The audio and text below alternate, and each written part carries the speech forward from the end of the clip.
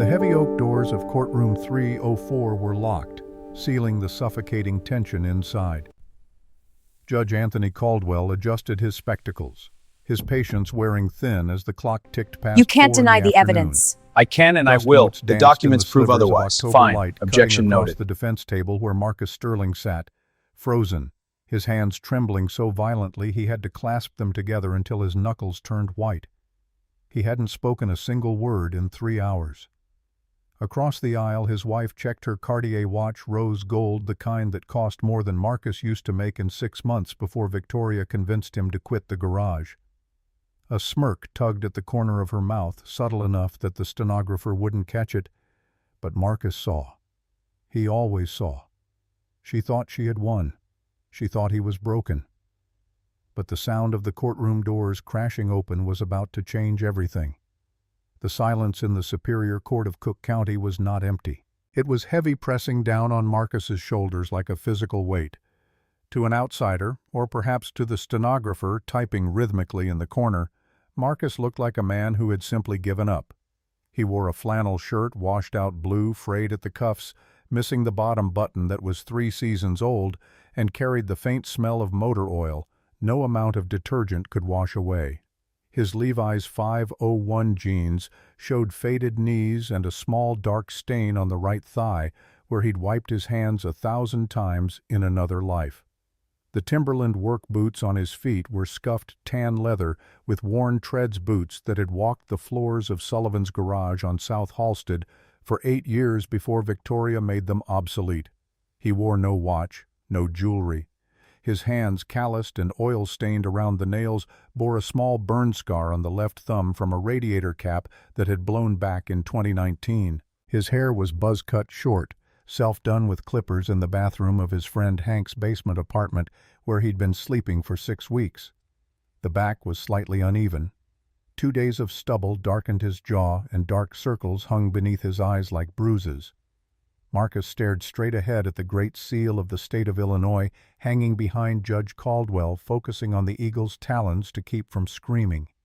Victoria Grant Sterling sat 10 feet away, impeccably dressed in an Armani black pantsuit with sharp lapels that could cut paper. Her Hermes Birkin bag, black crocodile leather, $45,000, rested against the leg of her chair.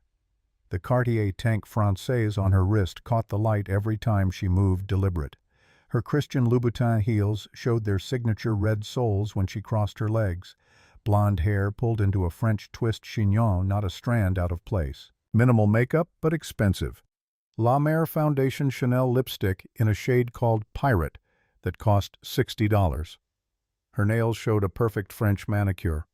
2-carat diamond studs in her ears. Platinum wedding band on her finger, ironic. You could smell her before you saw her. Chanel No. 5, the kind that lingered in a room long after she left. Her spine was straight. Her chin was up. When she made eye contact, it felt predatory. "Mr. Sterling," Judge Caldwell's voice boomed, resonant and authoritative. "I asked you a question. Do you have any response to the affidavit presented by Ms. Grant Sterling's counsel regarding the incident on November 14th? Marcus's lips parted, but no sound came out. His throat felt lined with sandpaper. He could feel her eyes on him. Victoria Grant Sterling, the woman who had once whispered promises into his ear while they lay in bed in their first cramped apartment on West Diversey, back when she was still pretending to be someone else. Now she sat across the aisle, looking every inch the aggrieved, responsible executive. Victoria didn't look at him with anger. That would have been easier. Instead, she looked at him with a performance of pity so perfect it made Marcus's stomach churn. She leaned forward, whispering something to her shark of a lawyer, Arthur Pendleton, shaking her head sadly as if to say, "See, he's gone. He's not there anymore." "Your Honor?"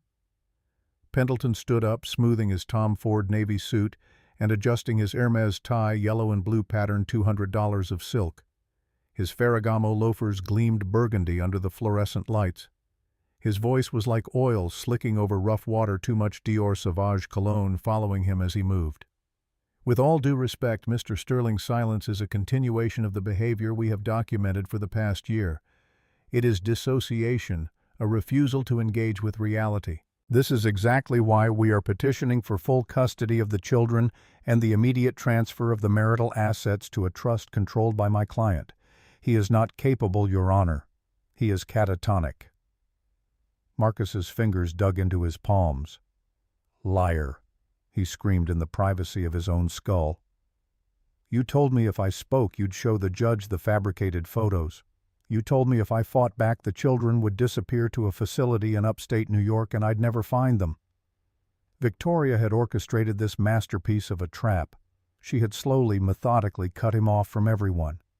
First it was his friends from Sullivan's garage, Hank, Joey, the guys he used to grab beers with after shift dismissed as bad influences, grease monkeys who would hold him back. Then it was his old co-workers pushed away when Victoria insisted he didn't need to work, that her income was enough that he should stay home with Leo and Sophie. Finally, and most painfully, it was his own family. "Mr. Sterling," the judge's voice was sharper this time, "if you do not speak, I will have no choice but to accept the plaintiff's testimony as uncontested fact."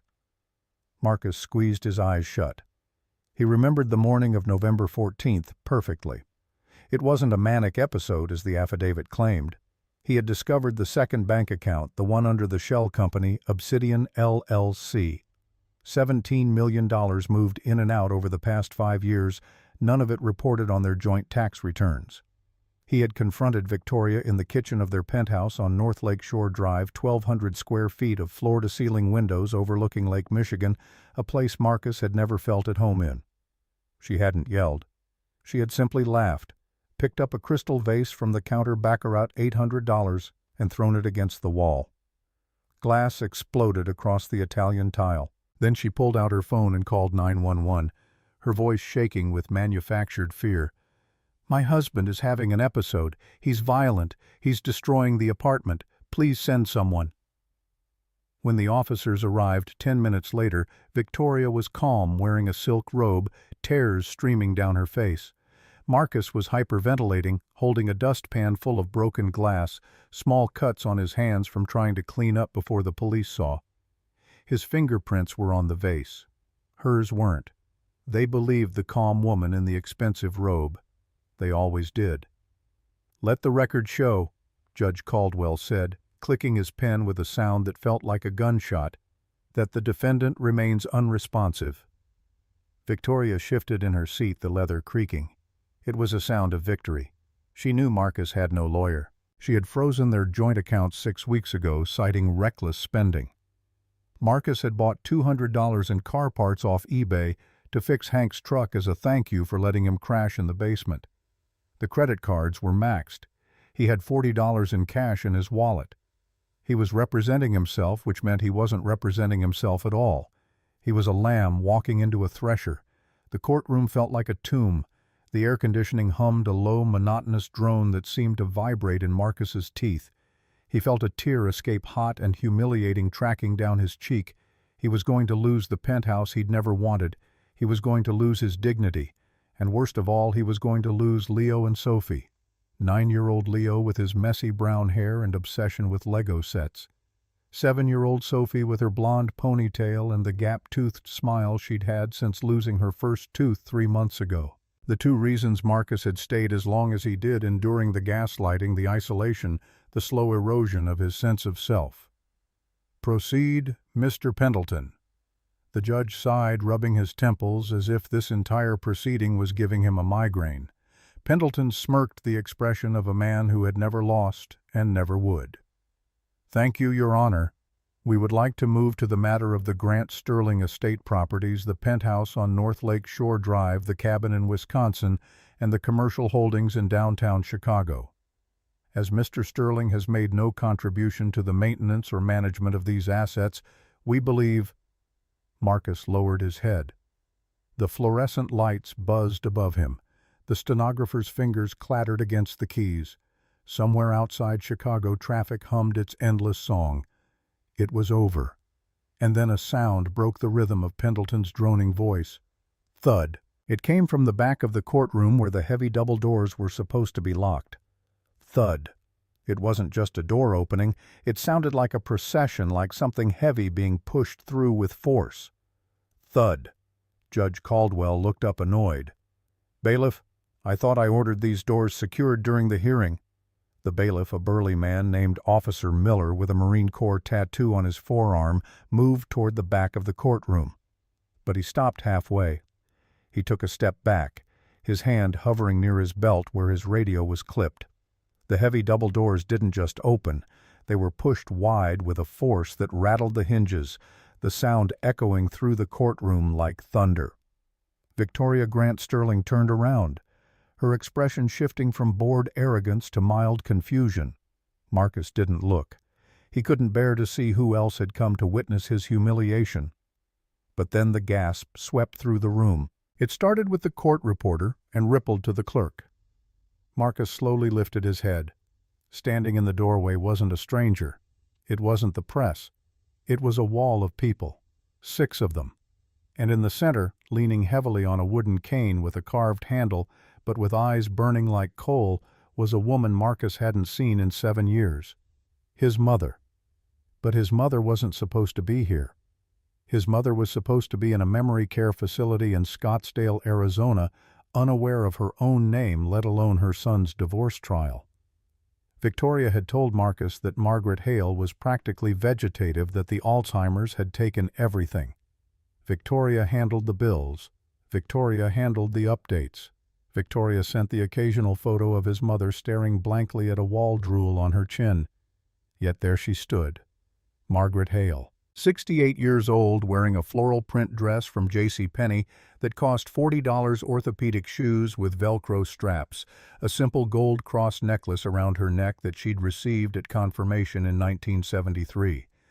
Her hair was silver gray, permed at home with a kit from Walgreens. She looked frail, yes, the cane in her hand carved by someone with skill. Maybe Thomas supported her weight, but her eyes were sharp, lucid, and fixed directly on Victoria Grant Sterling like a sniper's scope. And she wasn't alone. To her left was Marcus's brother Thomas, whom Victoria claimed was in Oregon State Penitentiary, serving 8 years for assault. Thomas looked tired, wearing a cheap suit that didn't fit right, probably borrowed from Goodwill. His Carhartt coveralls and Red Wing boots were gone, replaced by slacks and dress shoes that looked painful on his size 13 feet. But he was clean-shaven. His Cleveland Browns cap was missing, his unkempt beard trimmed, and he was holding a thick manila envelope in his calloused, burn-scarred hands. To Margaret's right was a man Marcus didn't recognize initially. Tall, severe-looking, with silver hair combed back with pomade and a briefcase that looked like it cost more than Marcus's truck used to be worth. Brooks Brothers 3-piece suit in charcoal gray, a Rolex date just on his wrist, two-tone gold and steel, looked like a 1985 model. Tortoiseshell reading glasses perched on his nose, a white silk pocket square folded in a presidential pleat, the faint smell of pipe tobacco, Captain Black, and Old Spice cologne. The silence in the courtroom shattered like the baccarat vase. "What is the meaning of this?" Judge Caldwell barked, banging his gavel hard enough to make the sound bounce off the oak-paneled walls. "Who are you people?" Margaret Hale took a step forward, the cane striking the linoleum floor with a rhythmic clack. She didn't look at the judge. She looked at Marcus. Her eyes were wet, but her voice didn't shake. "We are the witnesses for the defense, Your Honor." She paused, letting the weight of the moment settle. "And we apologize for being late. We had a bit of trouble getting out of the basement." The color drained from Victoria Grant Sterling's face, curdled milk white. Victoria stood up so fast her chair tipped over backward, crashing loudly against the parquet floor. "Your Honor, this is preposterous. These people have no standing here. That woman is mentally incompetent. I have the medical records to prove it." Arthur Pendleton was already moving, placing a restraining hand on Victoria's arm, whispering furiously into her ear. "Sit down. Shut up. You look panicked." "Sit down, Ms. Grant Sterling." Judge Caldwell's voice was a warning, his eyes narrowing. He looked toward the back of the room, his gaze sweeping over the 6 figures standing in the doorway. "Ma'am, this is a closed hearing. Unless you are on the witness list." He tapped the papers in front of him, "which I have right here, and you are not. You cannot simply barge in." "I wasn't on the list." Margaret said, continuing her slow, painful march down the center aisle. Each step was deliberate, the cane striking the floor with a sound like a judge's gavel. Because until 3 hours ago my son thought I was drooling on a pillow in Scottsdale, and my daughter-in-law, she gestured with the cane toward Victoria without looking at her, ensured that no summons would ever reach me. Marcus felt his heart restart. It beat so hard it hurt his ribs. The word came out as a whisper, raspy, the first sound he'd made in 3 hours. Mom. Thomas. His brother looked at him from the aisle. His eyes were wet. He gave a small, grim nod that said, I'm here. I'm real. This is happening. Victoria was trembling now, her hands gripping the edge of the table so hard her knuckles went white. The mask of the cool, collected CEO was cracking like ice on a thawing lake. Your Honor, I demand they be removed. This is a circus. That man, she pointed a shaking finger at Thomas, is a convicted felon. Actually, Thomas spoke up, his voice raspy from years of welding fumes and Marlboro Reds. I've never been convicted of anything, Victoria. I've been working as a welder in Cleveland for 5 years. You told Marcus I was in prison so he wouldn't try to find me. You told me Marcus wanted nothing to do with me because I was a loser who'd never amount to anything. The courtroom buzzed with murmurs. Judge Caldwell slammed his gavel again. Quiet, I will have order.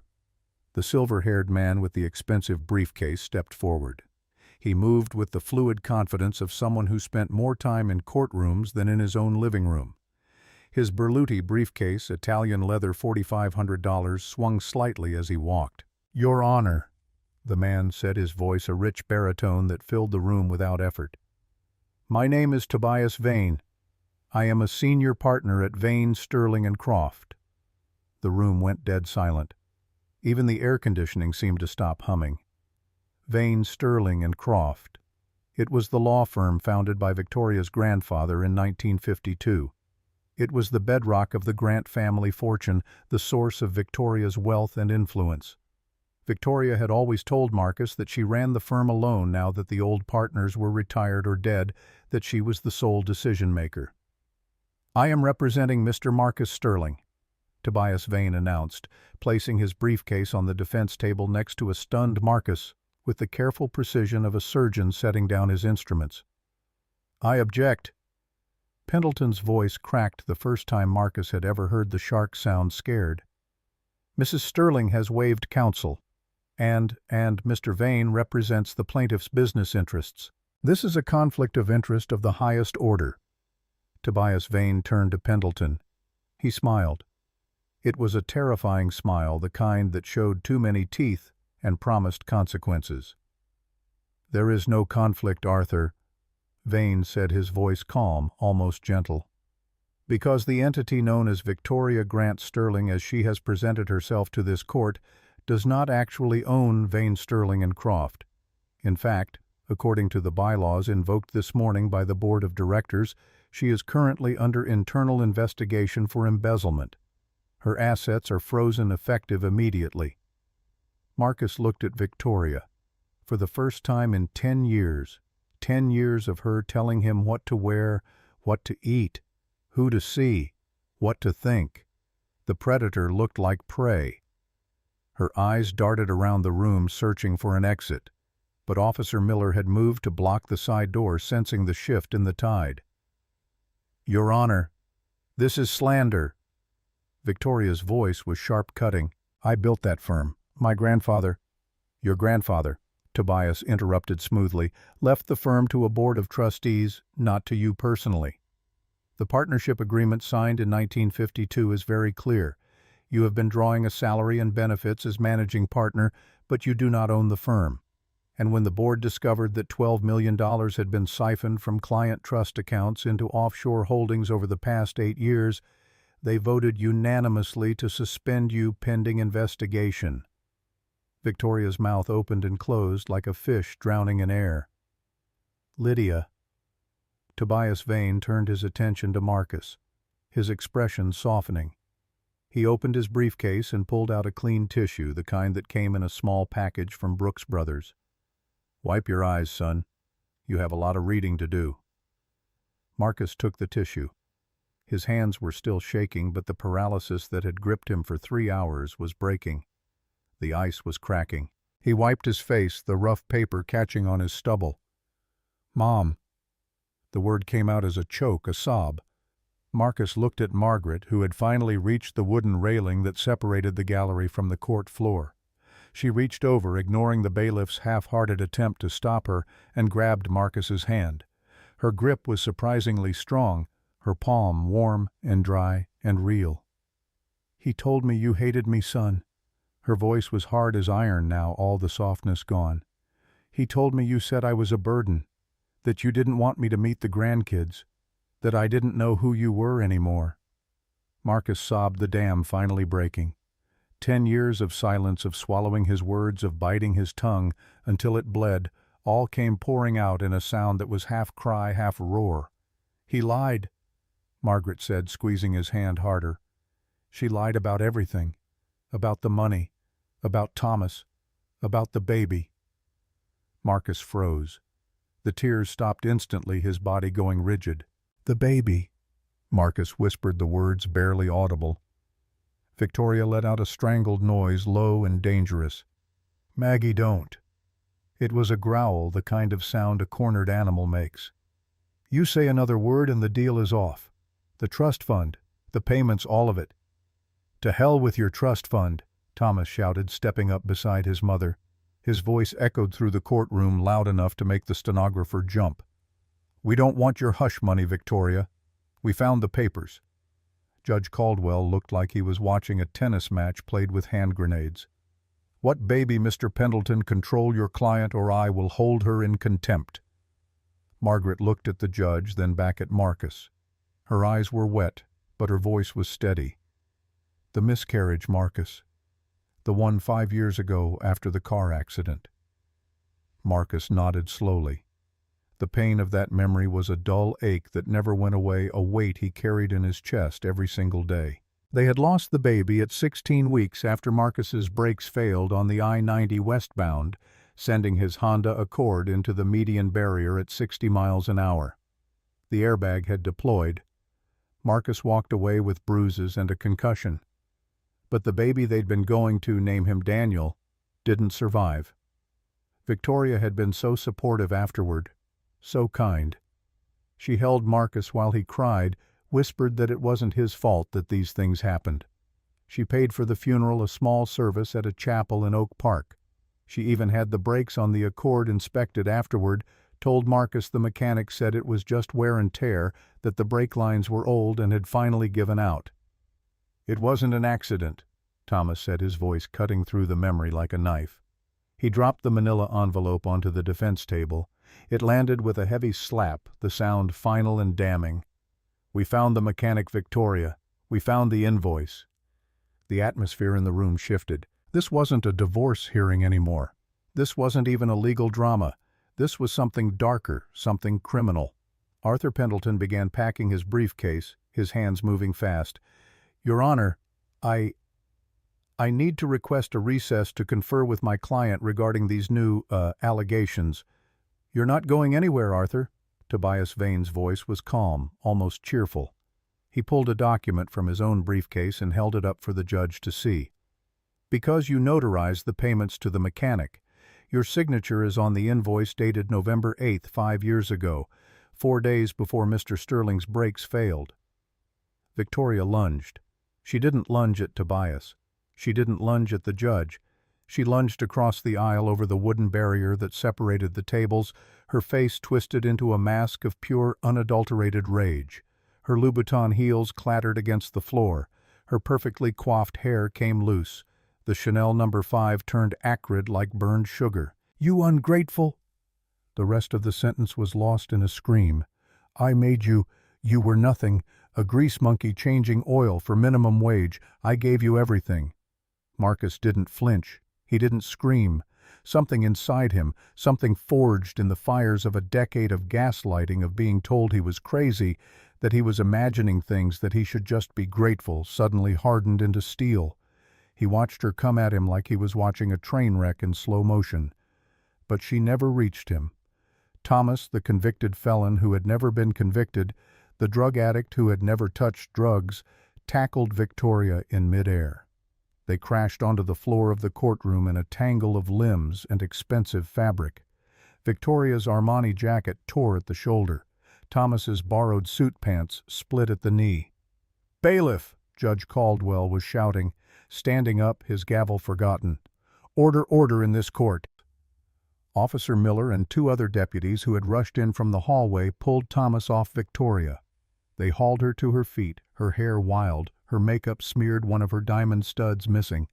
She looked nothing like the polished CEO who had walked in 3 hours ago. She looked feral. "Get off me!"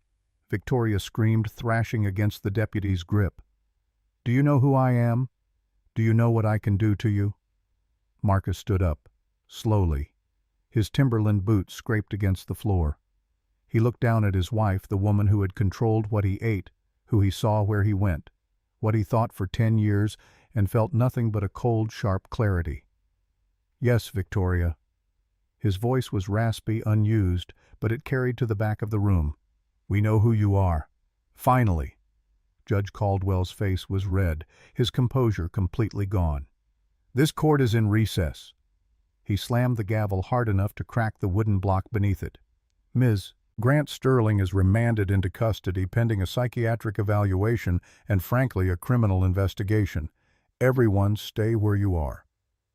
As the deputies hauled Victoria toward the side door, snapping handcuffs onto her wrists, she locked eyes with Marcus one last time. Her mascara was running black streaks down her cheeks, but her eyes were still cold, still calculating. "You'll never prove it," she hissed, her voice low and venomous. "You're a nobody, Marcus, a grease monkey. No one listens to people like you." Marcus looked at his mother. He looked at his brother. He looked at the powerful lawyer standing beside him, the man who had just blown apart Victoria's entire world with a briefcase full of documents. "I don't need them to listen to me," Marcus said softly, the words deliberate and final. "I just needed them to hear you." The deputies dragged Victoria through the door. Her screams echoed down the hallway, fading as they pulled her toward the holding cells in the basement. The courtroom was chaos. The clerk was on the phone. The stenographer had stopped typing, her hands frozen over the keys. Officer Miller was talking into his radio, calling for backup. Judge Caldwell had retreated to his chambers, the door slamming behind him with a sound like a gunshot. But Marcus only saw his mother. Margaret reached across the railing again, pulling him into a hug that smelled like Pond's cold cream and Folger's coffee, like home, like a life he thought he'd lost forever. "I'm here, baby," she whispered into his hair. "I'm here. We're going to fix this." Thomas clapped a hand on Marcus's shoulder, squeezing hard. "We got you, brother." The chaos settled slowly. Judge Caldwell's clerk came out to announce that the hearing was postponed indefinitely pending the outcome of the criminal investigation. The stenographer packed up her equipment. Officer Miller escorted the remaining observers out of the courtroom, leaving only Marcus, Margaret, Thomas, and Tobias Vane. Tobias waited until the room was empty. Then he leaned in close to Marcus, his expression shifting from triumphant to grave. The pipe tobacco smell was stronger up close, mixed with something metallic like old books. "Marcus," Tobias said, his voice low enough that even Margaret couldn't hear. "There's something else. The mechanic, the embezzlement, that's the tip of the iceberg. Victoria wasn't just hiding money or family." He opened a file inside his briefcase, shielding it from view with his body. The document inside was old photocopied, the edges yellowed. She was hiding a husband. Marcus blinked, confusion cutting through the adrenaline. "What, I'm her husband?" Tobias slid a black and white photograph across the table. It showed a man who looked strikingly similar to Marcus. Same build, same dark hair, same calloused hands, standing next to a younger Victoria. The man was smiling. Victoria wasn't. "I mean her first husband," Tobias said, his voice barely above a whisper. "The one she never divorced. The one who disappeared in the Cayman Islands 12 years ago. The one whose life insurance policy bankrolled Vane, Sterling, and Croft." Marcus stared at the photo. The man in the picture was wearing a flannel shirt, jeans, and work boots. He looked like he could have been Marcus's twin. and on his wrists were cufflinks, sapphire set in silver. The same cufflinks Victoria had given Marcus on their wedding day. "She told me they were family heirlooms," Marcus whispered, his blood running cold. His hand went to his wrist where the cufflinks sat heavy and wrong. "She said she bought them at an estate auction in Paris." Tobias pointed to the photo. His name was Daniel Calloway, oil rig supervisor from Texas. Hard-working, quiet. Came from money his family owned drilling rights in the Permian Basin. He met Victoria 20 years ago when his company hired her firm to handle a contract dispute. They married in secret. She convinced him his family would cut him off if they knew. Marcus felt sick. The script was identical. The isolation, the lies, the slow erosion of identity. 12 years ago, Tobias continued, pulling out more documents. Daniel liquidated his trust fund, $50 million. He transferred it to a shell company in the Cayman Islands called Obsidian LLC. 2 days later, he vanished while they were vacationing in Grand Cayman. Victoria claimed he went for a swim in the ocean and never came back. The body was never found. Thomas, who had been listening from a few feet away, stopped pacing. "And the money," Tobias's smile was dark, humorless. "Victoria returned to Chicago a month later playing the grieving widow. And miraculously her family's law firm, which had been struggling financially, received an anonymous angel investment of $50 million. It bought her the partnership. It bought her the influence. It bought her the penthouse, the cabin, the life she wanted." He paused, looking at Marcus. "And eventually it bought her you." Marcus felt his hands shaking again. He looked down at the sapphire cufflinks on his wrists, the ones Victoria had fastened herself on their wedding morning, whispering that they represented loyalty and forever. "Daniel was wearing those cufflinks in the last known photo of him," Tobias said quietly. "Marcus, you've been wearing the evidence of a murder for 10 years. Marcus's stomach lurched. He stumbled to the trash can in the corner of the courtroom and wrenched his body, heaving even though there was nothing left to come up. He hadn't eaten since yesterday. Margaret was there instantly, her hand on his back rubbing small circles the way she used to when he was a kid with the flu. She didn't say anything. She just stayed. When Marcus finally straightened up, wiping his mouth with the back of his hand, he felt different. The fear that had paralyzed him for 3 hours, for 3 years, for 10 years, was gone. It had been replaced by something colder, sharper. "She didn't just kill him." Marcus said, his voice stronger now, steadier. "She erased him, and she tried to do the same to me." Thomas nodded grimly. "She was close, brother. If Mom hadn't remembered—" Marcus turned to Margaret, the question burning in his throat. "How Victoria told me you had severe dementia, that you didn't recognize me anymore, that you asked who I was every time I called." Margaret's eyes, usually soft and warm, were flinty now. "She drugged me, son." The words came out hard-clipped. "The facility she put me in, Sunrise Memory Care in Scottsdale, it wasn't a care home. It was a warehouse for inconvenient relatives. They kept me sedated. Haldol mostly. Sometimes Ativan. I was so foggy I couldn't remember my own address, let alone put together a sentence." Marcus felt rage building in his chest, hot and righteous. "But about 6 months ago," Margaret continued, "they switched nursing staff, budget cuts. The new girl, her name was Sarah Brennan, she noticed I wasn't actually sick, just over-medicated. She started weaning me off the pills without telling the administrators. When my head cleared, I realized what had happened. I called Thomas." Thomas picked up the story. "I was in Cleveland working under the table at a fabrication shop because Victoria had threatened to frame me for assault if I ever came back to Chicago. Told me there was a warrant out that I'd go to prison if I stepped foot in Illinois. I believed her. Why wouldn't I?" He laughed bitter.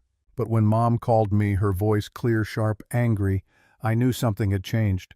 I drove straight to Arizona. Took me 22 hours.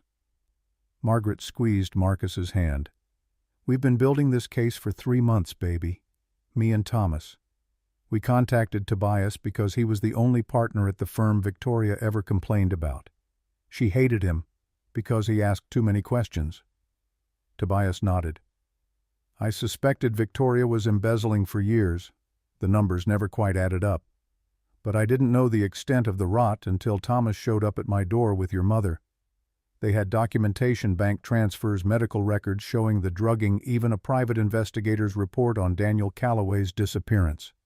Marcus looked at the three of them, his mother, his brother, the lawyer he'd never met until today, and felt something he hadn't felt in a decade. Hope. "So, what happens now?" Marcus asked, his voice rough. "She's arrested. The embezzlement is exposed. The murder investigation starts. It's over, right?" Tobias's expression darkened. "No, Marcus, it's not over. Victoria has friends in high places, judges she's donated to, politicians she's bankrolled. Judge Caldwell will keep her in custody overnight for the psychiatric evaluation, but she will make bail. A woman like Victoria Grant Sterling doesn't stay in a cell." Thomas cursed under his breath. "And when she gets out," Tobias continued, "she'll be desperate. She knows we have the mechanic's invoice. She knows we have Daniel's records. She knows the walls are closing in. Desperate people do desperate things." Marcus felt the hope curdle into dread. "The children." The words came out strangled. Leo and Sophie, 9 and 7. Marcus hadn't seen them in 3 weeks. Victoria had sent them to Institut La Rose, a boarding school in Switzerland, right after she filed for divorce. She said it was for their own good, that they needed stability away from Marcus's instability. She said she'd set up video calls, but the school had strict policies about screen time. Marcus had believed her, because he always believed her, until he didn't. Tobias and Thomas exchanged a look. Margaret's grip on Marcus's hand tightened. "What?" Marcus demanded, panic rising in his chest like floodwater. "What aren't you telling me?" Tobias pulled another document from his briefcase. This one was newer, printed on standard office paper. "Marcus, we checked the enrollment records for Institut La Rose in Switzerland this morning. We called the headmaster directly." He paused, and in that pause, Marcus felt his entire world tilt. Leo and Sophie were never enrolled there. The room spun. Marcus grabbed the edge of the table, his knuckles going white. "Where are they? Where are my children?" Tobias spoke carefully, like he was defusing a bomb. "We don't know exactly, but we found a recurring payment from the Obsidian LLC account, the same one Daniel Calloway's money went into. It's going to a private security firm in upstate New York, a place called Ironwood Academy." Marcus's heart stopped. "A school?" "No." Tobias's voice was gentle but firm. "It's not a school, Marcus. It's a holding facility for troubled youth. It's marketed to wealthy parents who want their children managed, out of the way. It's essentially a prison for rich kids whose parents don't want them around." Marcus didn't cry. The time for crying was over. Something primal took over, something older than thought, deeper than fear. A father's instinct, raw and terrifying. He stood up, walked over to the defense table, picked up the sapphire cufflinks he'd uncuffed from his wrists, and sat down during the chaos. He didn't put them back on. He clenched them in his fist until the edges cut into his palm, drawing blood. "I know where her private files are," Marcus said, his voice flat and cold. "The ones she thinks no one knows about." Thomas looked at him. "Where? The cabin in Wisconsin, Black River Falls. She goes there once a month to disconnect. No phone, no internet, no staff. She told me it was her sanctuary, that I wasn't allowed to come because I wouldn't appreciate the silence." Marcus's jaw tightened. "But if she's hiding the children's location, if she's hiding Daniel's body, if she's hiding anything, it's there." Tobias looked at his Rolex. The gold and steel caught the fluorescent light. "Victoria will be arraigned tomorrow morning. She'll likely be out on bail by noon. That gives us maybe 12 hours. Marcus turned to Thomas. "I need you to drive." Margaret stood up, reaching for her cane. "I'm coming too." Marcus walked over and kissed her forehead the way she used to kiss his when he was small and scared. "No, Mom. You stay here with Tobias. You're the proof she kept me away from. You stay safe. Thomas and I are going to get my life back." He looked at Tobias. "Can you keep her in jail a little longer? Just a few hours?" Tobias smiled, that sharp, predatory smile that had terrified Arthur Pendleton. "I can bury the district attorney in so much paperwork she won't be able to find the bathroom, let alone the bail hearing. Go find the evidence. Find the children." Marcus walked out of courtroom 304, his Timberland boots striking the marble floor with a sound like thunder. He wasn't the silent, trembling man in the flannel shirt anymore. He was a hurricane, and he was heading for Wisconsin. The drive to Wisconsin took 3 hours through rain that turned to sleet somewhere past Rockford. Marcus sat in the passenger seat of Thomas's beat-up Ford F-150, staring out the window as bare trees blurred past in the darkness.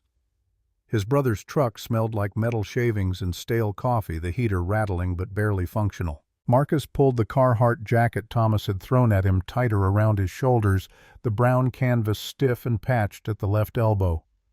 Every mile north, Marcus replayed the last 10 years in his head. Victoria's voice echoed in the cab like a ghost. "You're tired, Marcus. You're imagining things, Marcus. Why can't you just be happy, Marcus?" The gaslighting had been so subtle, so gradual, that Marcus hadn't noticed he was drowning until the water was over his head.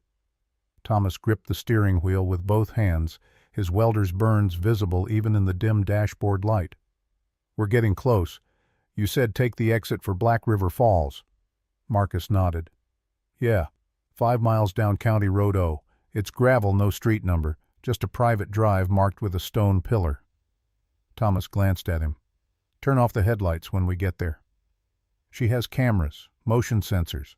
The whole property is wired." Marcus's jaw tightened. "Victoria's in jail, but Pendleton isn't. If they see us on the feed, they'll send someone."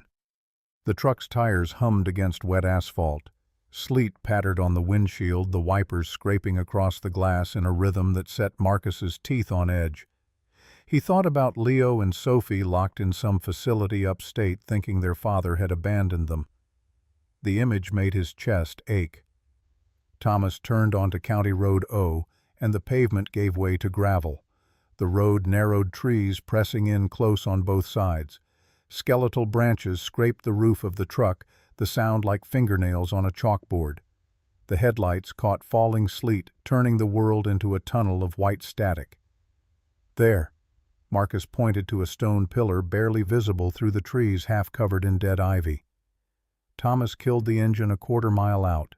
The sudden silence was deafening, broken only by the tick of cooling metal and the whisper of sleet against the windows. "We walk from here." They stepped out into the cold. Marcus's breath fogged in the air, his flannel immediately soaked through. The Carhartt jacket helped, but not much. His Timberland boots crunched on frozen gravel as they moved up the drive, staying close to the tree line. The hunting lodge appeared through the sleet like something out of a nightmare. It wasn't a cabin. Victoria had lied about that too. The structure was massive stone and timber, 2 stories with a wraparound deck and floor-to-ceiling windows that stared out like dead eyes. Solar panels on the roof, a generator shed to the left. Everything dark, lifeless. Marcus felt dread radiating from the place, seeping into his bones. They approached the back entrance, a heavy door with a keypad lock. Marcus's fingers were numb as he punched in the code 1411. November 14th, the day they'd met. Not their wedding anniversary. Victoria had always been sentimental about her conquests, not her commitments. The keypad beeped. A green light flashed. The lock clicked open. "I'm in," Marcus whispered. They stepped into the kitchen.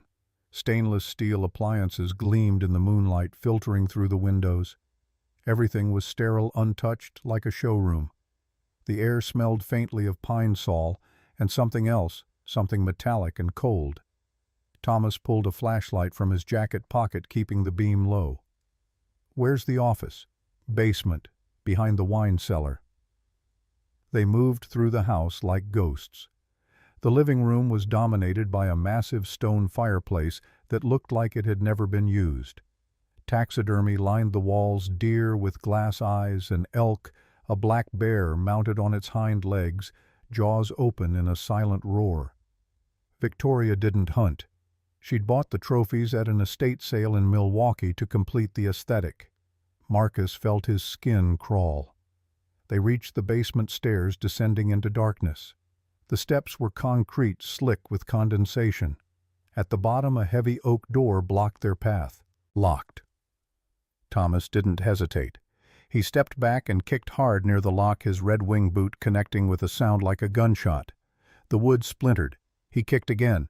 The door swung open, the lock mechanism dangling uselessly. The smell hit them first, wine and damp earth mold and old wood. The wine cellar stretched before them, racks of bottles organized by region and vintage. Bordeaux, Burgundy, Barolo, thousands of dollars collecting dust. Marcus navigated through the racks to the far wall where a large tapestry hung, a medieval hunting scene, faded and moth-eaten. He pulled it aside. Behind it was a steel door with a biometric scanner, the kind that required a palm print. "Damn!" Thomas's flashlight beam hit the scanner. "We can't get past that." Marcus stared at the scanner, his mind racing. Then he remembered. 3 years ago. Victoria had been drunk, which was rare. She'd brought him down here to show off a bottle of 1982 Chateau Lafite Rothschild worth $3,000.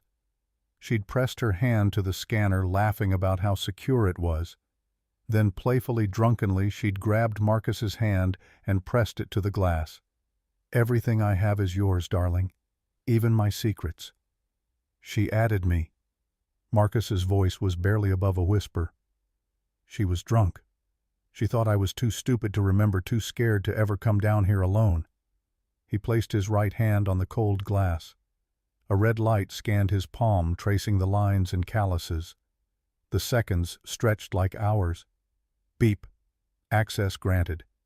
The steel door hissed and popped open, releasing a breath of stale air. Thomas looked at him with something close to awe. "She really underestimated you." Marcus stepped through the doorway. "Everyone does." The room beyond wasn't an office. It was a control center. Banks of monitors lined one wall, most of them dark, but a few glowing with live feeds. Marcus's breath caught. One screen showed a small, sterile room with bunk beds. On the lower bunk, a boy with messy brown hair sat reading a book, his legs crossed. On the top bunk, a girl with a blonde ponytail lay on her back, staring at the ceiling. Leo. Sophie. Marcus felt his knees go weak.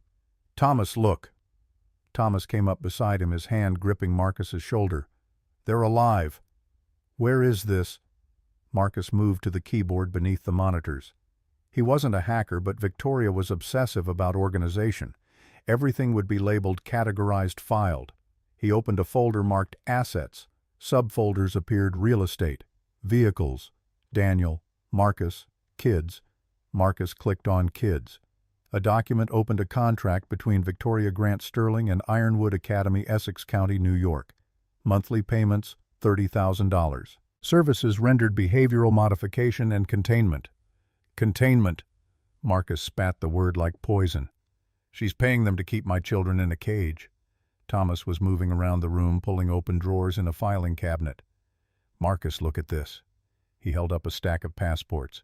New crisp, the pages blank. Marcus took them, flipping through. Each had a photo, but the names were wrong. Victoria Grant Sterling was listed as Vanessa Kane. Leo Sterling was Leo Kane. Sophie Sterling was Sophie Kane. "There isn't one for you," Thomas said quietly.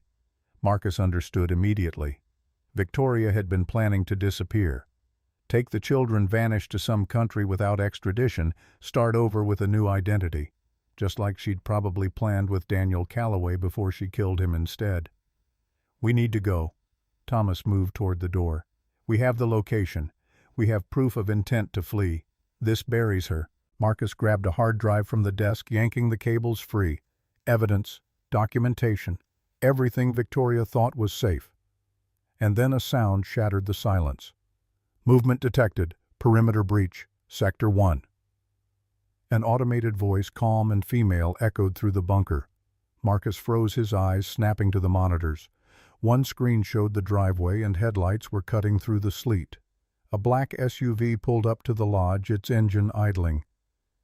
"Is it the police?" Thomas's voice was tight. Marcus watched as the driver's door opened. A man stepped out, brushing sleet from his shoulders. Arthur Pendleton. And behind him, a second figure emerged massive, wearing a black trench coat, something metallic in his right hand that caught the light. A gun. Suppressed. "He made bail." Marcus's voice cracked. "Or Pendleton's here to clean up the mess." Thomas grabbed a heavy metal chair from the corner, dragging it toward the door. "Does this room have another exit?" Marcus scanned the walls. "No, it's a bunker." "Then we barricade and call the police." Marcus pulled out his phone. No signal. The screen showed one bar, then nothing. "The walls are lead-lined. We're trapped." On the monitor, Pendleton and the gunman entered through the front door. They weren't moving like visitors. They moved like a cleanup crew, methodical and efficient. Pendleton looked directly at the hallway camera, his expression cold. He pulled out his phone and typed something. The monitors went black. Every screen died at once. The lights in the bunker flickered and went out, plunging them into total darkness. "They cut the power." Thomas's voice was barely audible. Marcus's heart hammered in his chest. "No, they cut the main line. Victoria has a backup generator. It takes 10 seconds to kick in." He counted in the darkness. 1, 2, 3. His breathing was loud in his ears. 7, 8, 9. The generator roared to life somewhere above them. Emergency red lights bathed the bunker in a blood-colored glow. "Thomas, there's a gun in the desk. Bottom drawer." Thomas moved to the desk, yanking the drawer open. Inside was a snub-nosed .38 revolver, the kind Victoria kept for protection she'd never needed. He picked it up, the weight unfamiliar in his hand. "I don't like guns." Marcus's voice was steady, colder than he'd ever heard it. "Neither do I. But they have one, and they're coming for my children." Thomas moved to the door, pressing his ear against the steel. "They're in the wine cellar. I can hear footsteps." Slow, deliberate footsteps. The crunch of broken glass under expensive shoes. Pendleton's voice slithered through the steel door like oil. "Mr. Sterling, I know you're in there, and I know you have the brother." Marcus cocked the hammer on Thomas's revolver. The click was loud in the small space. "Here's the situation." Pendleton continued, his tone conversational. "Ms. Grant Sterling has been granted bail. She is very disappointed in you, Marcus. Very disappointed." Marcus moved closer to the door, his pulse pounding in his temples. "Open the door, Marcus. Maybe we can discuss a settlement that involves you seeing your children again." A pause. "Keep it closed, and the facility in New York gets a call to transfer the assets to a location you will never find." Marcus looked at Thomas. His brother shook his head, mouthing the words, "Don't trust him." Marcus raised his voice. "Arthur, I have the passports. I have the footage of the kids. I have the hard drive." Silence on the other side. Then, "That's unfortunate. Mr. Clean, open it." A sizzling sound. Bright blue light appeared at the edge of the door. They were using an acetylene torch on the lock, sparks flying like fireflies in the darkness. Thomas looked around the red-lit room, his eyes wild. "We have maybe 2 minutes before they cut through. What do we do?" Marcus's gaze landed on a ventilation grate near the ceiling, about 18 inches wide. Too small for Thomas, but Marcus was leaner, smaller. "There," Marcus pointed. "The air intake." Thomas followed his gaze. "You can't fit in that." "I can." Marcus handed the revolver to Thomas. "And I have to." Thomas grabbed Marcus's shoulders, his grip tight enough to hurt. "I'm not leaving you." "You have to." Marcus's voice cracked, but his eyes were steady. "You have the evidence. You have the gun. You're my brother. You have to get to Leo and Sophie. They need you. They'll kill you." Marcus shook his head. "No. They need leverage. They'll keep me alive to trade for the hard drive. You run, you get to the truck. You drive to the Black River Falls police station. It's on Main Street right next to the hardware store." The torch glowed brighter, the metal starting to glow orange. Sparks rained down inside the bunker. Thomas boosted Marcus up. Marcus scrambled into the vent, the metal tight around his shoulders. It smelled like mold and rust, the air thick and stale. He pulled himself forward, the space so narrow his chest scraped against the bottom. "Go," Thomas whispered. Marcus heard his brother grab something heavy, the bust of Julius Caesar that sat on the desk's solid marble, and position himself by the door. Marcus crawled. The metal scraped his knees through his jeans, the sound of the torch hissing behind him growing louder. He heard the steel door clang open, the sound echoing through the vent like a bell. Pendleton's voice sharp and angry. "Where is he?" The sound of a struggle. A heavy thud. Then silence. Marcus bit his lip so hard he tasted blood. He kept crawling the vent, sloping upward. His arms burned. His lungs screamed for clean air. But he didn't stop. Finally he saw moonlight. The exit grate was on the side of the lodge, hidden by overgrown bushes.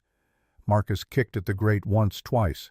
It fell into the snow below with a muffled thump. Marcus tumbled out after it, landing hard in the frozen ground. The sleet stung his face. He gasped for air, his chest heaving. He ran.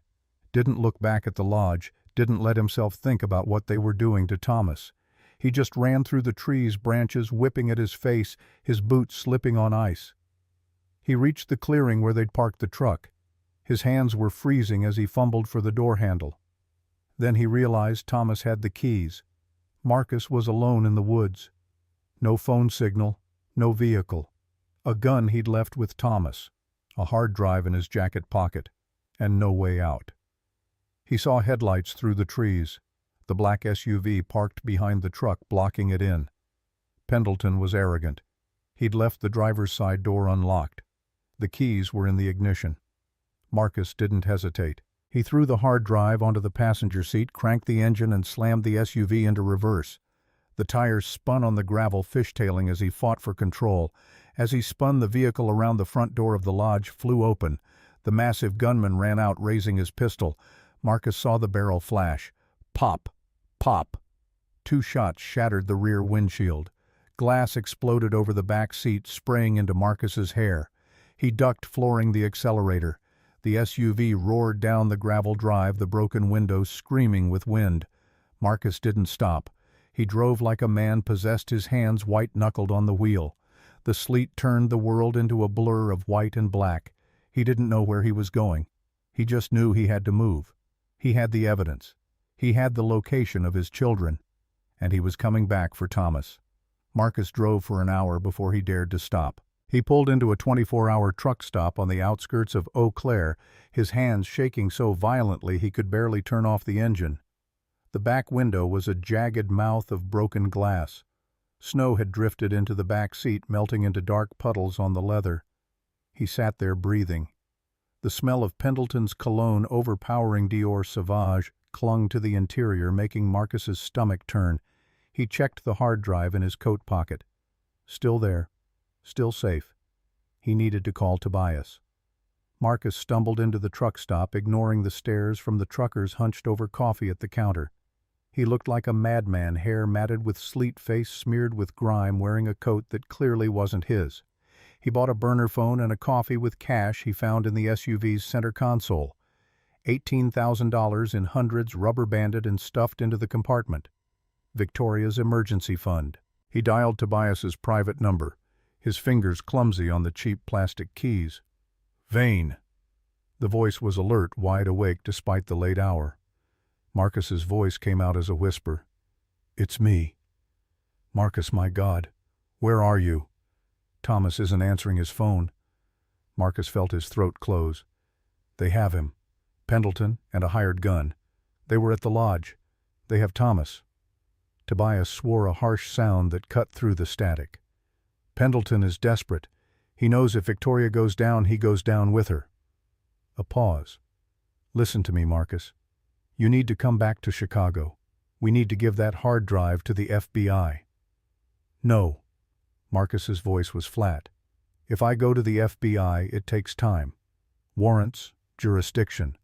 By the time they get to New York, Victoria will have moved the kids. Pendleton said they have a protocol to move the assets if compromised. Marcus, you cannot go to New York alone. That's suicide. Marcus looked out the window at the airfield across the highway. Small planes sat on the tarmac, crop dusters and private charters. I'm not driving. I'm using the emergency fund. Pendleton forgot to secure his cash because he was too busy trying to kill me. Tobias's voice rose. "The police are looking for you, Marcus. Victoria posted bail an hour ago. She filed a report saying you and your brother kidnapped her, stole sensitive documents, assaulted her attorney. She's flipping the narrative." Marcus saw his reflection in the glass. Wild eyes, torn flannel, blood on his knuckles. "Let her try. I have the proof. What do you need from me?" "Get the media to New York. Ironwood Academy, Essex County, 2 hours from now." 2 hours? You can't make it to New York in 2 hours by car. Marcus crushed the burner phone in his hand, the plastic cracking. He dropped it into the trash and walked out into the sleet. 2 hours later, a chartered Cessna touched down on a private airstrip outside Saratoga Springs. The flight had cost $15,000 charged in cash to a pilot who didn't ask questions. Marcus stepped out into the biting wind, his breath fogging in the pre-dawn light. He'd cleaned himself up as best he could in the airport bathroom, washed the grime off his face, finger-combed his hair. But the flannel was still torn at the shoulder, blood-stained. The Carhartt jacket had a bullet graze along the back that he hadn't noticed until now. He rented a sedan at the airstrip, a nondescript gray Honda that smelled like cigarettes and air freshener. The rental agent didn't look at him twice. Cash was anonymous. Ironwood Academy was located deep in the Adirondack Mountains, 12 miles west of Lake Placid. The GPS led him down winding roads that turned from asphalt to gravel to dirt. The facility appeared through the trees like a scar, a 200-acre compound surrounded by 12-foot chain-link fence topped with razor wire. Cameras every 50 feet. Guard towers at the corners. It was marketed as an elite boarding school for spirited children. The brochures showed smiling teenagers playing lacrosse, studying in sunlit classrooms. The reality was a prison. Marcus parked the sedan a mile down the road, hidden in the trees. He checked the revolver Thomas had given him before everything went wrong. 5 rounds left. He tucked it into the waistband of his jeans, the cold metal pressing against his spine. He walked through the forest snow, crunching under his boots. Dawn was breaking the sky, bleeding purple and gray. His breath came in clouds. He reached the perimeter fence. The main gate was ahead, a heavy sliding barrier controlled from a guardhouse. Through the chain link, Marcus could see the main building, concrete and steel, 3 stories, windows barred. Marcus didn't try to sneak in. He walked right up to the gate and pressed the intercom button. A bored voice crackled through the speaker. "Deliveries are at the rear entrance." Marcus stared directly into the camera above the intercom. "I'm not a delivery. I'm Marcus Sterling. I'm here for my children, and I advise you to open the gate because I just live-streamed my location to 3 million people." It was a bluff. Marcus didn't have social media. Victoria had made him delete it years ago, but the guards inside didn't know that. Silence. Then the heavy metal gate groaned and began to slide open. Marcus walked through. A security team was waiting in the courtyard. 4 men dressed in black tactical gear, the kind mall cops wore to feel important. They weren't school security. They looked like mercenaries hired muscle. The leader stepped forward, his hand resting on the holster at his hip. No weapon drawn, but the threat was clear. "Mr. Sterling, we've been expecting a call from your wife." Marcus kept his voice steady. "My wife is currently dealing with a murder investigation. I am the custodial parent. I am taking my children." The guard's expression didn't change. "I can't let you do that, sir. The children are under the guardianship of Ms. Grant Sterling until you move them." Marcus cut him off. "To where the Caymans, Brazil, some other place without extradition." The guard blinked. Marcus knew. The bluff was working. "I'm afraid you'll have to come with us, Mr. Sterling." The guard reached for Marcus's arm. Marcus stepped back. His hand went to the small of his back, pulling the revolver. But he didn't point it at the guards. He pointed it at the propane tank sitting next to the generator block 20 feet away, the one that powered the entire facility. "I'm not a soldier," Marcus said, his voice calm. "I'm a desperate father. Do you know what that means?" The guards froze. "It means I don't care what happens to me. If you touch me, I shoot that tank. We all go up. The building, the fence, everyone inside." "You think your boss pays you enough to die in an explosion?" The lead guard raised his hands slowly. "Easy, sir. Let's just calm down. Bring them out." Marcus's finger rested on the trigger. "Now." The guard nodded to one of his men. The man ran into the main building, disappearing through the steel doors. Marcus stood there, the gun heavy in his hand. The wind whipped his hair. Minutes stretched like hours. The door opened. Two small figures walked out, blinking in the morning light. They wore gray uniforms, institutional and shapeless. They looked thin, scared, shadows under their eyes. "Dad." The voice was small, hesitant. "Leo." Marcus screamed their names. "Leo, Sophie." The children broke into a run. The guards made a move to stop them, but Marcus raised the gun higher, his aim steady on the propane tank. "Don't you dare!" Leo and Sophie crashed into him. Marcus fell to his knees in the snow, dropping the gun to wrap his arms around them. He buried his face in their necks, smelling institutional soap and fear. They were shaking their small bodies, trembling like leaves in a storm. "I've got you." Marcus sobbed, the words breaking apart in his throat. "I'm sorry. I'm so sorry." Leo cried into his shoulder. "Mom said you were sick. She said you didn't want us anymore." Marcus held them tighter. "She lied. She lied about everything. Mr. Sterling." The guard's voice was harder now, all pretense of politeness gone. "The police are on their way. You have a weapon. You're trespassing. This is kidnapping." "The police are already here." A voice boomed from the gate. Marcus looked up, his vision blurred with tears. It wasn't the local sheriff. It was a convoy of black SUVs with Federal Plate's FBI logos on the doors. Agents poured out, weapons drawn, surrounding the security team. And stepping out of the lead vehicle, looking exhausted but triumphant, was Tobias Vane. He walked past the stunned guards, flanked by agents in windbreakers with FBI stenciled in yellow letters. "Tobias!" Marcus gasped, clutching his children. Tobias knelt down beside them, his expensive suit getting wet in the snow. "I told you I couldn't make it in 2 hours by car. But the FBI has faster planes than you do, and when you give them the coordinates of a kidnapping ring involving 3 senators' kids, they tend to move very fast." Agents were swarming the facility now, rounding up the security team, shouting orders. The lead guard was on the ground, hands zip-tied behind his back. Tobias's face softened as he looked at Leo and Sophie. "You did it, Marcus. You actually did it." Marcus pulled his children closer. "Thomas." Tobias's expression fell. The triumph drained from his eyes. "The state police raided the lodge in Wisconsin an hour ago. They found Pendleton. He surrendered without a fight." "And Thomas?" "The basement was empty, Marcus." Tobias's voice was careful, like he was handling something fragile. "There was blood, but no Thomas and no Victoria." Marcus went cold. The snow beneath his knees felt like ice. "What do you mean?" "Victoria cut her ankle monitor. She's gone, and it looks like she took your brother with her." Marcus stood up, pulling Leo and Sophie with him. His children clung to his sides, their arms wrapped around his waist. FBI agents were securing the building, leading handcuffed staff members out in a line. He had his children. He had the evidence. He had won the battle. But the war wasn't over. Victoria had Thomas, and she was out there desperate and dangerous. Marcus looked at Tobias, and the fear that had paralyzed him in the courtroom was completely gone. In its place was something colder, sharper, a father's rage tempered into steel. "Then we find her."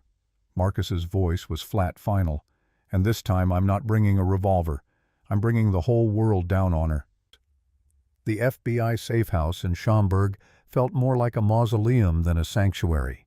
The ranch house sat on a quiet suburban street, nondescript beige siding and a lawn that needed mowing. Inside, the air was suffocating. Leo and Sophie slept in the back bedroom, an FBI child psychologist sitting in a chair by the door. Marcus sat at the kitchen table, staring at the sapphire cufflinks he'd set down in front of him. They caught the fluorescent light gleaming innocently. Agent Miller and Tobias Vane argued over maps spread across the counter, their voices low but urgent. They were convinced Victoria was cornered, that she'd made a mistake, that they'd find her within hours. Marcus knew better. Victoria didn't care about money anymore. The embezzlement charges, the frozen accounts, the ruined reputation, none of it mattered to her now. She cared about winning. She cared about making Marcus suffer. And she had Thomas, which meant she had leverage. The burner phone on the table buzzed. Marcus's hand shot out, grabbing it before the second ring. Victoria's voice came through, terrifyingly casual. "Hello, Marcus. You've been busy." Marcus's chest tightened. "Where is my brother?" A soft laugh, the kind that used to make Marcus's skin crawl during their marriage. "Thomas is uncomfortable, but alive. For now. If you hurt him, you'll what Marcus call the FBI. They're already looking for me. Call the police, I'm a ghost." Her voice hardened. "Here's what's going to happen. You're going to bring me the sapphire cufflinks. The real ones, not some drugstore fake. And you're going to come alone. Midnight. The abandoned shipping yard south of Navy Pier Warehouse 4B. Marcus gripped the phone so hard the plastic creaked. "And if I don't, then Thomas dies, and I disappear, and you spend the rest of your life wondering if you could have saved him." A pause. "Oh, and Marcus, wear the flannel. I want to remember you like that." The line went dead. Agent Miller was already moving, pulling his radio from his belt. "We can have a tactical team in position within the hour. Snipers on the rooftops, agents in the perimeter buildings." "No." Marcus stood up, pocketing the cufflinks. "She'll kill him the moment she sees a badge."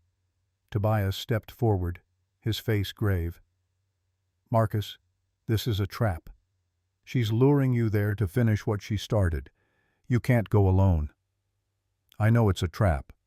Marcus pulled on the Carhartt jacket, checking the pockets. "But I won't be defenseless." He outlined his plan while Tobias and Miller listened, their expressions shifting from skepticism to reluctant approval. Miller would plant a tracker inside the sapphire cufflinks, microscopic, undetectable without specialized equipment. Victoria's obsession with the jewelry would be her undoing.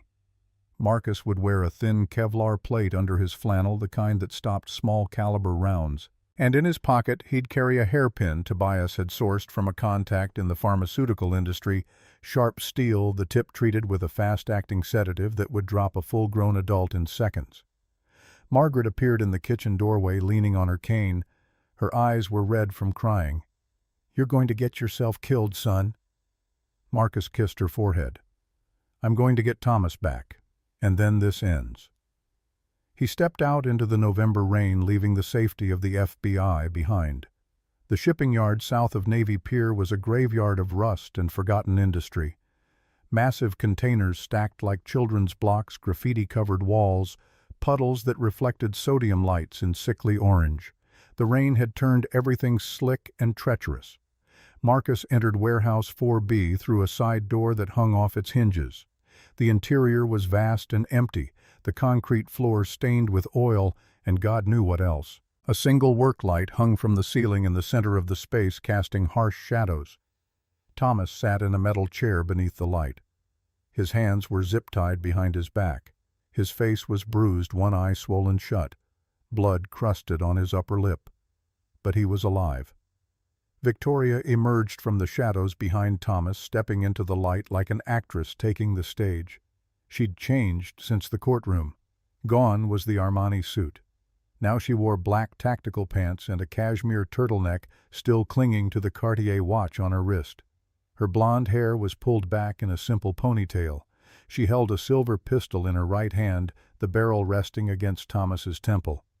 "You came." Her smile was twisted wrong. "I knew you were obedient." Marcus kept his hands visible, the velvet box containing the cufflinks held out in front of him. "Let him go, Victoria. Give me the cufflinks first." The gun pressed harder against Thomas's head. "Then you can say your goodbyes." Marcus slid the box across the concrete. It scraped along the floor, stopping at Victoria's feet. She glanced down, momentarily distracted by the prize. Marcus didn't wait. He lunged forward, closing the distance in 3 steps. His hand shot out, knocking the gun upward just as Victoria pulled the trigger. The shot echoed through the warehouse, the bullet punching a hole in the corrugated metal roof. They went down together, grappling on the filthy floor.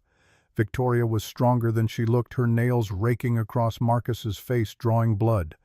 But Marcus had 10 years of rage fueling him.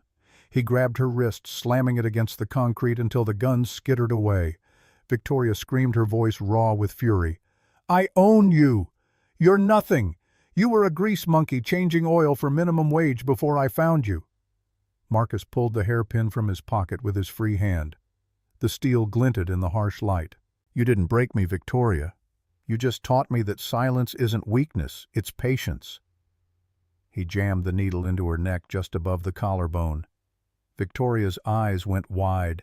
She tried to speak, but her tongue wouldn't cooperate. Her muscles turned to jelly, her body collapsing beneath him. Marcus rolled off her, gasping for air. He looked down at her paralyzed form, her eyes blinking rapidly, the only part of her still moving. "I'm not yours," he whispered, his voice hoarse. "I never was." The warehouse exploded with light. Flashbangs detonated, turning the darkness into noon. Voices shouted commands. "FBI down on the ground. Hands where we can see them." Agents swarmed in from every entrance, weapons drawn. Marcus raised his hands, standing slowly. Agent Miller appeared, cutting Thomas free from the chair with a tactical knife.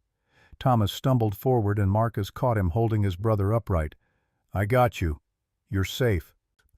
Two agents hauled Victoria to her feet, her body limp and useless.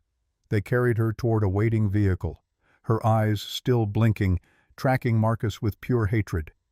Tobias rushed to Marcus's side, breathing hard. "You got her! My God, you actually got her!" He held up an evidence bag containing the velvet box Marcus had slid across the floor.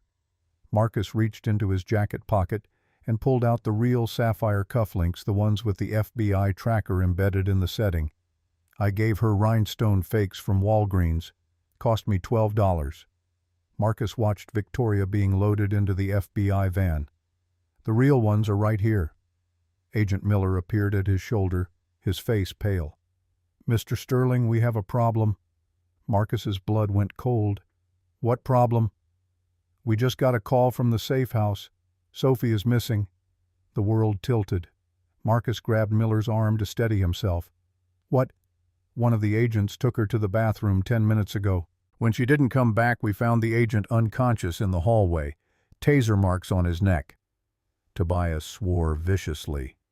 Victoria had an accomplice. Marcus turned toward the FBI van, running. He reached it as they were closing the doors, shoving past an agent to grab Victoria by the collar. The sedative had worn off enough for her to speak, her words slurred but understandable. "Where is she? Where's Sophie?" Victoria smiled, the expression grotesque on her slack face. "Insurance policy, Marcus. You think I'd come without leverage? She's somewhere you'll never find her, unless you let me go. Right now." Miller pulled Marcus back. "Mr. Sterling, she's bluffing. We'll find your daughter." Victoria laughed, the sound wet and wrong. "You have 6 hours before she's transferred to a location not even God could find." "Clock's ticking, Marcus. Let me walk or lose her forever." The FBI command center was chaos. Laptops open, agents on phones, radios crackling with chatter. Marcus paced like a caged animal, his hands clenched into fists. Tobias pulled him aside into a corner of the warehouse, away from the noise. "Marcus, listen. Victoria's phone records show she made a call 20 minutes before you arrived, to a number registered to a shell corporation. We're tracing it now." 20 minutes. Marcus's mind raced. "That's when I was driving here. She knew I was coming. She planned this." An agent at a laptop shouted across the warehouse. "Got it." Call went to a private airfield in Gary, Indiana. Flight plan filed for Grand Cayman, departing in 4 hours. Marcus felt ice flood his veins. Grand Cayman, where Daniel Calloway disappeared. Tobias's face went grim. "She's finishing what she started. She's going to take Sophie and disappear just like she planned with Daniel before she killed him." Marcus grabbed Miller's shoulder. "I need a helicopter. Now." Miller shook his head. We can have a tactical team there in 90 minutes by convoy. Not fast enough. She said 6 hours. If Sophie gets on that plane, I'll never see her again. Marcus's voice cracked. I need a helicopter, or I'm taking a car, and you'll never see me again either. Miller looked at Tobias. Tobias nodded. Get him the helicopter. The FBI helicopter cut through the night sky, the lights of Chicago falling away behind them.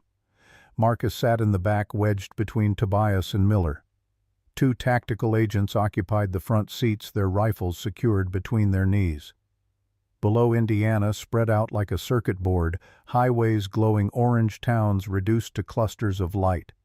The helicopter's rotors chopped the air with a sound that vibrated in Marcus's chest. Tobias leaned close to be heard over the noise. What's the plan when we get there? Marcus stared out the window. I don't have one. I'm making this up as I go. Miller pressed a finger to his earpiece, listening. Airfield confirmed. Single hangar, 1 jet on the tarmac. Engines warming up. The helicopter descended fast, Marcus's stomach lurching. They touched down on the edge of the tarmac, the rotors still spinning. Marcus jumped out before the skids fully settled, running toward the hangar. The building was old corrugated metal rust bleeding through white paint. Light spilled from the open bay doors. Marcus burst inside. Sophie sat in a metal chair in the center of the hangar, duct tape across her mouth. Her eyes went wide when she saw Marcus, tears streaming down her face. Behind her stood a woman Marcus didn't recognize. 50s, severe face, military bearing. She held a Glock 19 pressed against Sophie's head. That's far enough, Mr. Sterling. Marcus raised his hands, his heart hammering. Don't hurt her, please. I'll do whatever you want. I know you will, because you're a good father. The woman's voice was cold, clinical. Unlike the woman who hired me. Marcus tried to place her. Who are you? My name is Sarah Brennan. I was the nurse who cared for your mother in Arizona. Victoria paid me $50,000 to wean Margaret off the sedatives. Then she paid me another $100,000 to testify against her in court. Marcus's confusion must have shown on his face. Sarah's laugh was bitter. You don't understand, do you? Victoria needed your mother lucid enough to testify, to make you trust Tobias, to make you think you were winning. She planned everything, Marcus. The courtroom reveal, the hard drive in Wisconsin, all of it. That doesn't make sense. We have evidence. Victoria's going to prison. Victoria doesn't care about prison. Sarah's finger rested on the trigger. She cares about legacy, about making sure you suffer before she disappears. She told me to kill Sophie in front of you if you didn't let her go. Marcus felt the world narrow to a single point, the gun against his daughter's head. You're not going to do that. You're right. I'm not. Because 10 minutes ago, FBI agents raided my bank account and froze the $150,000 Victoria paid me. So now I'm improvising. Sarah's eyes were flat dead. Give me the cufflinks, the real ones, and the hard drive, or I pull this trigger. Marcus slowly reached into his pocket. The sapphire cufflinks felt heavy cold. They're just sentiment. Daniel Calloway's jewelry. They're not worth dying for. They're worth $200,000 at auction, and that hard drive has evidence that will put 20 people in prison. I can sell that information for $5 million. Sarah gestured with the gun. Hand them over. Marcus took a step forward. If I give them to you, you'll kill us both. Probably, but at least you'll die together. Isn't that what fathers want, to protect their children until the very end? The hangar doors burst open. Miller led a team of agents, their weapons trained on Sarah. Drop the weapon. Sarah spun, firing. The shot caught Miller in the shoulder, spinning him around. He went down hard. The other agents returned fire, but Sarah had already moved, using Sophie's chair as cover. Marcus didn't think. He threw the cufflinks at Sarah's face. She flinched, the gun wavering for half a second. Half a second was enough. Marcus tackled her, driving his shoulder into her midsection. They crashed into the concrete, the Glock clattering away. Sarah was trained, skilled, but Marcus fought with a father's desperation. He pinned her down, his forearm across her throat. You're not touching my daughter. Agents swarmed in, pulling Marcus off, cuffing Sarah's hands behind her back. Marcus ran to Sophie, ripping the tape from her mouth, cutting the zip ties with a knife an agent handed him. Sophie sobbed, throwing her arms around his neck. "Dad, I was so scared." Marcus held her so tight he thought his ribs might crack. "I know, baby, I know, but you're safe now. I promise. You're safe." 6 months later, the same courtroom where Marcus had sat in silence was packed to capacity. Courtroom 304, Cook County. But this time Marcus sat in the gallery with Leo on his left and Sophie on his right. Margaret and Thomas sat behind them, Margaret's hand resting on Marcus's shoulder. Victoria Grant Sterling's murder trial had drawn media from across the country. Camera crews lined the hallway. Reporters jockeyed for seats. The public gallery was full of faces Marcus didn't recognize, people drawn to the spectacle of a billionaire CEO facing life in prison. Tobias Vane sat at the prosecution table working with the district attorney. He'd turned state's witness, using his knowledge of the firm to build an airtight case. The evidence mounted like bricks in a wall. Forensic accountants testified about the $12 million siphoned from client accounts. A dive instructor from the Cayman Islands described seeing Victoria and Daniel Calloway argue on a boat the day before Daniel disappeared. A medical examiner explained how the body recovered 3 months ago, weighted with chains, teeth intact, was positively identified as Daniel Calloway. The mechanic who'd tampered with Marcus's brakes took a plea deal and testified, his voice shaking as he described Victoria's instructions. "Make it look like an accident. Make sure he crashes hard enough to lose the baby, but not hard enough to die." Pendleton's signature on the payment invoice was submitted as evidence. The defense crumbled. Victoria's public defender, assigned after her assets were frozen, tried to argue that Daniel's death was an accidental drowning, that the chains could have been added later by scavengers, that the brake tampering was Marcus's fabrication, a desperate man trying to frame his ex-wife. But the prosecution had one piece of evidence the defense couldn't counter. On the 4th day of trial, the DA played an audio recording. Margaret Hale had hidden a small digital recorder in her room at the Arizona facility after Sarah Brennan weaned her off the sedatives. The recording was 8 months old, grainy but clear. Victoria's voice filled the courtroom. "You're a loose end, Maggie, just like Marcus will be when I'm done with him. Daniel thought he could leave me too, thought he could take his money and run back to Texas. I showed him what happens when you cross me, and Marcus will learn the same lesson. But first I'm going to take everything from him, his kids, his dignity, his sanity. Then when he's completely broken, I'll take his life, just like Daniel." The courtroom erupted. Judge Caldwell's gavel cracked like thunder, demanding order. Victoria's face drained of color, her hands gripping the defense table. The jury deliberated for 4 hours. Guilty on all counts: murder in the first degree, attempted murder, kidnapping, embezzlement. Sentencing life in prison without possibility of parole. The courthouse steps were bathed in autumn sunlight 6 months later, the day Victoria was transferred to Logan Correctional Center to begin serving her sentence. Marcus stood surrounded by his family, facing a wall of reporters. "Mr. Sterling, how do you feel about the verdict?" Marcus took a deep breath, Sophie's hand in his left, Leo's in his right. "I feel free. For the first time in 10 years I can breathe without wondering if she's watching. My children are safe. My family is whole. Justice was served." Another reporter shouted over the crowd, "What's next for you?"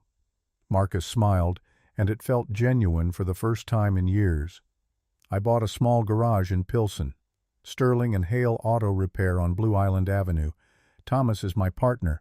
We're teaching Leo and Sophie that you don't need money or power to be happy. You just need truth, and people who love you."